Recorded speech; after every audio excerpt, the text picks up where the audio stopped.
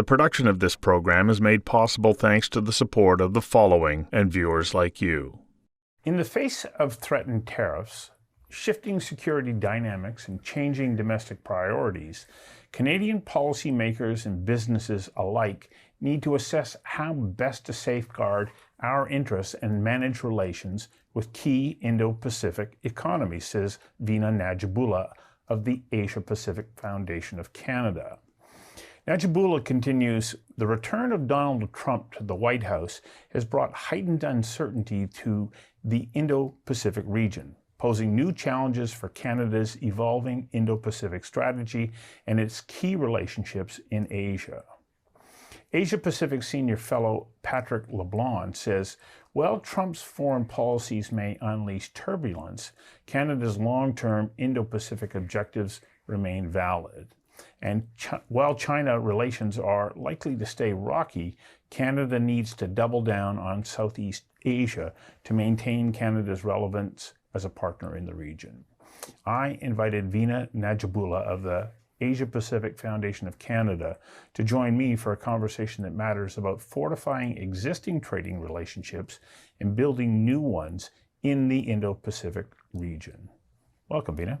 Thank you very much, Stuart. Very good to be here. How important, let's take sort of the Trump element out of the equation right at the moment and just take a look at how important our Indo-Pacific strategy is to Canada as we look to expand trading networks.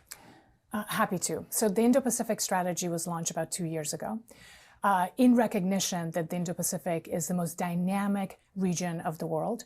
By 2030, 2/3 of the world's middle class will be living in that region. In terms of economic growth and GDP, it's already 50% of global GDP and will be even more so, 2/3 of global GDP by 2040. So, and it's a part of the world that has huge economies, both in terms of size, but also population, India, China, Japan, South Korea, and the growing Southeast Asia region of ASEAN, Association of Southeast Asian Nations, which includes 10 countries like Indonesia, Malaysia, Singapore, Philippines, which have young populations, growing middle class, and really booming economies. Already, the region represents about 11% of Canada's exports. So still very small compared to the US, but the second after the US. So we export about 75% of our goods to the US. The next kind of collective market of 11% is the Indo-Pacific. And over the last 2 years, we've been trying to deepen that economic relationship with the region. So building on existing free trade agreements with the Republic of Korea, for instance, we've had a free trade agreement for 10 years. And there's a lot that we are doing and can be doing more with. Obviously, with Japan as well as Malaysia and Singapore, we have CPTPP, the Comprehensive Progressive Trans-Pacific Partnership Agreement, which allows Canada to trade with 10 economies in the Indo-Pacific, as well as now UK, without tariffs, so free trade agreements with those, which also has been really important. So all of that to say is, even before President Trump and his latest threats, we were already committed as Canadian government, as well as Canadian businesses and Canadian institutions, to deepen our engagement with the Indo-Pacific.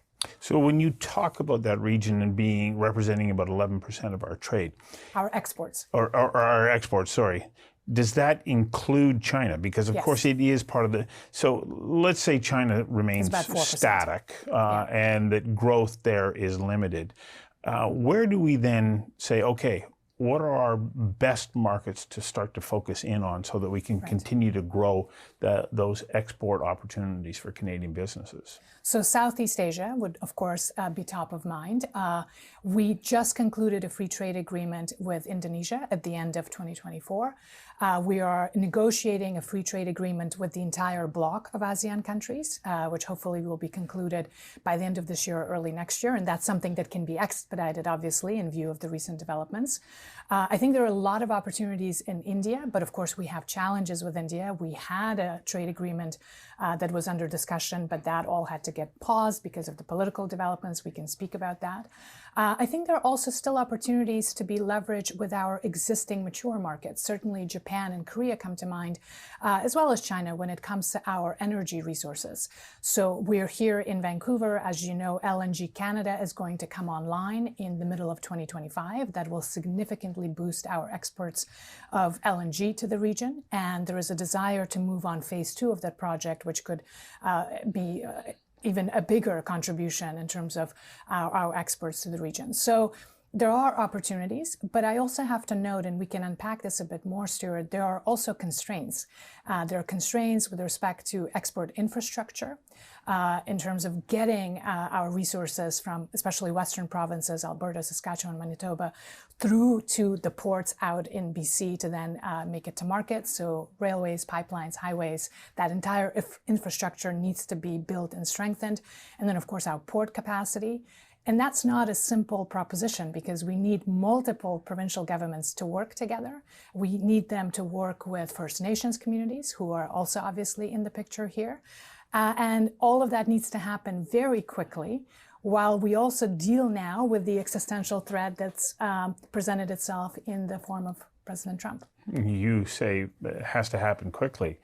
Do we have the capacity to make it happen quickly? Because we put approval processes around development decades long. Decades long. Yes. Do we have that time frame to be able to go through that regulatory process? I mean, you ask, and of course you know that we haven't, because this isn't a new idea. We've been speaking about diversifying our trading relationships and being able to fully take advantage of the various free trade agreements that we have in the world. But a key limiting factor has been that infrastructure, has been regulatory issues, interprovincial barriers. And yes, at the moment, what we have is not fit for purpose. We cannot wait 15, 20 years to get through this. So there needs to be an emergency footing, a whole of Canada approach to this, which brings together government at all levels, but also business and civil society. We need to bring investment for this. This isn't also going to be cheap. These things cost money, and we have to make the business case for those investments and compete for capital from around the world, which is not going to be easy given all the issues, again, we're facing with President Trump. A key attraction of Canada as an investment destination has been our integration into the North American economy and market. And if that's under threat, then making the case for investments into Canada is going to be even harder, which means we can't afford to create additional hurdles and barriers by not addressing issues that are within our control, which is interprovincial issues. The production of this program is made possible thanks to the support of the following and viewers like you. Outgoing U.S. Ambassador David Cohen pointed out the fact that we don't have the scope or scale to build out some of these projects unless we have international investment. Absolutely. But at the same time, we have a reputation right at the moment as being a very challenging place to invest in.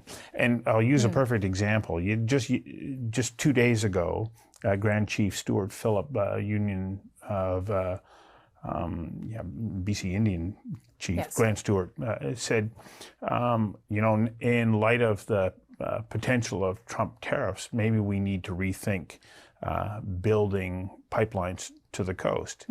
And then he immediately turned around and retracted that statement the next day, because I can't help but think that the pressure that he must have endured from all those NGOs and environmental groups and First Nations who went, whoa, whoa, whoa, whoa, you can't go there.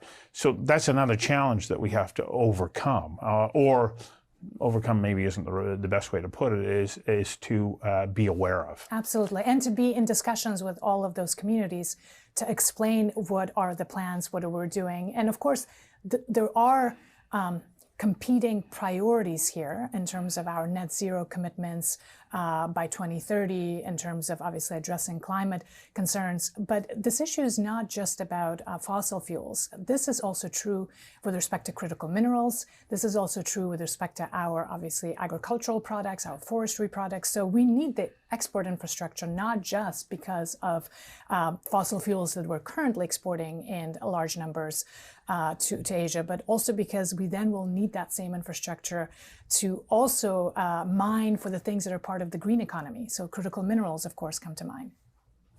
And critical minerals are essential to anybody who's in the green economy, no matter where they are in the world. Absolutely. And in Asia-Pacific regions, I'm sure that there are countries there who do Huge not want to be demand. solely reliant on Chinese supply. Precisely. And China at the moment dominates supplies of critical minerals, partly because they dominate the refining process. So they don't necessarily have a lot of it themselves, but they are able to refine and process and then essentially control the market that way. Canada has a lot to offer. At the moment, most of our critical minerals go to the US. We're exporting them to the US for the same reasons that most of our oil goes to the US and most of our other products go to the US. We have kind of networks that go north-south, right? I mean, if you look at Canada, and again, you would know this very well, everything is running on a north-south, and there's not very much connecting the country east to west, right? And that has to change. And that's a product of decades-long policies at the provincial and federal level. So they can't be addressed overnight, but we have to have that conversation in a serious way. And I think what's happening with President Trump is forcing us to have that conversation.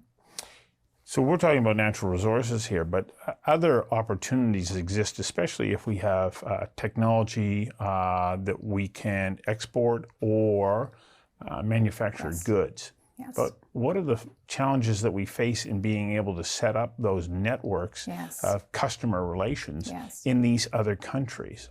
You're absolutely right. We have to move up the value chain. We can't just be selling raw commodities and not investing in not just diversifying our economy from a perspective of diversifying our trade relationships, but also diversifying the types of things that we're able to produce and contribute. So we Canadians, we've been great at doing some cutting edge research, right? So AI, quantum, we lead the world in our know-how and research, but we lack in manufacturing, in adaptation and commercialization of that. So our ideas, the best and the brightest, end up having to relocate to be able to actually create the goods and sort of take the economic advantage of their innovations. And this is where we need to invest in our productivity. We need to invest, obviously, in retaining and attracting talent. We have to invest in manufacturing and creating an ecosystem for that that is able to sustain that. So, and it requires capital, right? Again, we're back to that idea that we have to compete on the global market for capital, for talent, and for opportunities in an environment where we no longer can just rely on the US, right? In some ways, Stuart, we haven't had to do some of this because we've had the enormous privilege of living next door to the most dynamic economy in the world, to a superpower that had been friendly, that had protected us for decades. And that was wonderful for our prosperity and our peace and stability. But that dynamic has unfortunately changed, and we're now living in a new reality where we have to do what others have had to do for a long time, which is to compete and to invest in our people and our productivity and to essentially do more than we've done. The production of this program is made possible thanks to the support of the following and viewers like you. Canada, of course, benefits when we export to other countries. It's a real boost to our overall economy, standard of living, everything. Yes. As we touched on earlier, in many cases there are opportunities, but we don't have the investment funding and the scope of expertise to make these things happen. Is one of our strategies to expand, reach out to foreign entities and say, come here, invest. Yes. Invest in Canada, invest in businesses here, hire, train, and together we'll develop products and services that we can sell back into your home country, but you also then would have relationships in those regions. Is this a potential and important strategy that we should be pursuing? Absolutely. We have to attract capital. And there are a number of entities and organizations in Canada that are set up to do that, right? Invest Vancouver being one of them, Invest Canada, and so on. There's a whole ecosystem of organizations now that are supporting Canadians who want to do business outside of Canada, but also who are interested in bringing opportunities to Canada. The issue is we have to compete and show why we're attractive. And historically, the attraction was the North American integrated market. Our relationship with the United States. Our relationship with the US. And if you look at sort of what happened over the last few years, let's take South Korea as an example. South Korea invested over $100 billion into the United States last year to take advantage of the IRA, the Inflation Reduction Act, which was passed by President Biden, and sort of provided massive subsidies and incentives to attract investments and capitals into the US. We were benefiting from that in part when it comes to, for instance, EVs, batteries, and so forth. And we saw billions invested into Canada as well from Korea and also Japan, who were building kind of this North American concept, essentially, on production of EVs and batteries, taking advantage of the entire value chain from critical minerals to the cars themselves. A lot of that now is in question, as you know, both because President Trump is looking at IRA and its subsidies and provisions, and also because kind of the integration of Canada with the US is in question. So that one kind of strategy that we had in place to fully leverage Inflation Reduction Act, basically, and to stay competitive with that through our own subsidies, billions of dollars, $50 billion was invested by both federal and provincial governments in attracting EV manufacturing battery manufacturing into Canada. There are now question marks. So I think part of this is tough because we're now also living in an era where industrial policy is back. And historically, in the West, we haven't liked industrial policy. This is something that when you think of industrial policy, you think of 5-year plans that the communist governments in the Soviet Union and China have had going on for many years, and we were traditionally critical of it. But now we don't have a choice because, as someone in the US pointed out, if you don't have an industrial policy today, you are importing an industrial policy from China. In other words, because China has been subsidizing and incentivizing certain production and overproduction in manufacturing, if we don't engage in industrial policy, we are essentially left at the mercy of China, and they will dominate all production and manufacturing, which is not okay from a national security and economic security perspective. But if we engage in having our own industrial policies, we don't have a good track record of picking the right industries and the right sectors. I mean, this EV battery bid might be one example of that, right? So it's tough. I mean, I don't want to pretend that there are easy solutions here, but we now need to have our economic policymaking have to take into account national security and economic security issues, the geopolitics of the day. We have to have a combination of industrial policy and incentives and tariffs and such that keep us competitive in an environment where it's really hard to do. And now President Trump adds a whole other layer of uncertainty and complexity to this already uncertain and complex picture. Well, he does add another layer. If we want, let's say we still want to be able to pursue a foreign direct investment strategy to bring companies and organizations here that can benefit from what Canada has to offer and strengthen trade relations. But if those companies come from countries that are seen as being hostile or at odds with the United States, that's not the investment that we want. So we have to be very selective. Does that make it even more difficult for us to be able to pursue that strategy? And obviously, we're primarily here also speaking about China, right?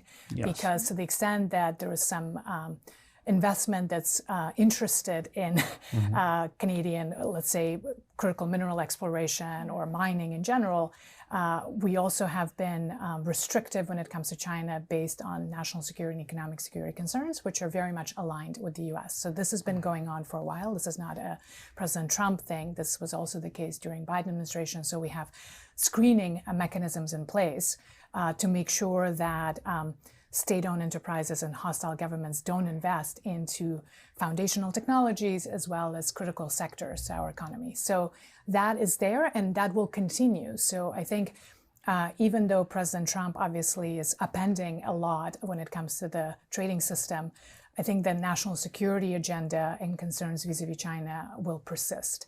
So we will have to figure out how to navigate that. And there are some sectors in which Chinese investment is fine, the non-strategic sectors, and we can continue to engage that. Similarly, trade with China in terms of selling our agricultural products, forestry products, fossil fuels, all of that is fine, and it's growing and it has been stable. But there is a ceiling for how much we can grow that relationship given the economic security and national security concerns. Now, there are resources elsewhere, and again, in the region, in Asia, we're looking at Taiwan, we're looking at Japan, Korea historically, even Singapore, of course. So there are other sources of investment potentially. But we have to address those broader questions of what's the sales pitch, so to speak, right? How are we exactly making ourselves attractive as an investment destination, which means simplifying doing business here, simplifying regulations, having kind of a one-stop shop, which is able to bring together all the voices, so the interested investors don't have to then themselves consult with the First Nations group, provincial groups, federal groups. Somebody else has to do that and make it much simpler. The production of this program is made possible thanks to the support of the following and viewers like you.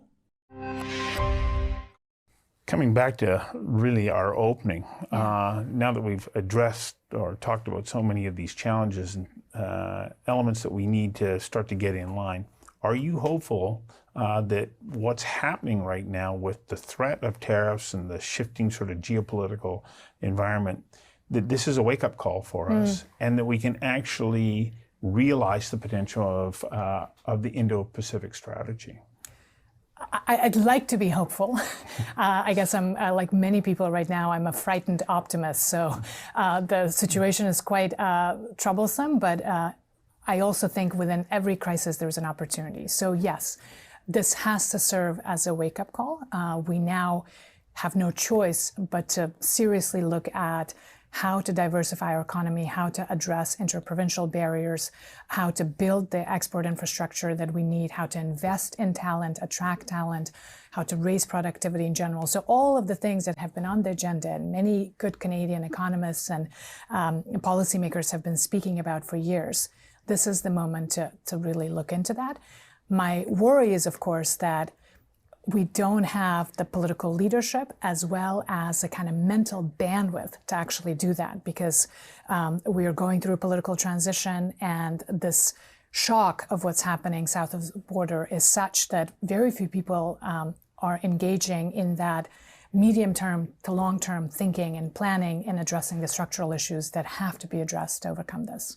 Well, I would echo what you're saying. I have that same concern. Yeah. And yet we sit here on the precipice of a fantastic opportunity to build and strengthen relationships in emerging economies, yes, rather than trying to squeeze into existing ones. I think the opportunity ahead of us has the potential to be fantastic if. And yes, that is the challenge. And part of the if, Stuart, that I also have to press on is that because of the world that we're living in now, we can't just engage with other countries on trade and investment alone. We have to have genuine partnerships that are more than just a transactional trading relationship. We have to be invested in those regions' peace and stability as well. We have to show up politically. We have to build relationships. We have to build trust and understanding. And that requires investment in our defense and our diplomacy. So back to kind of the 2% of GDP on defense, back to needing to up our overall diplomatic game with the region as well. Because it's not just about trade. It's also about genuine partnerships and being invested in each other's peace and stability. And well-being. Vina Nadjibulla, thank you very much for coming in and sharing your insights with us. Thank you so much, Stuart.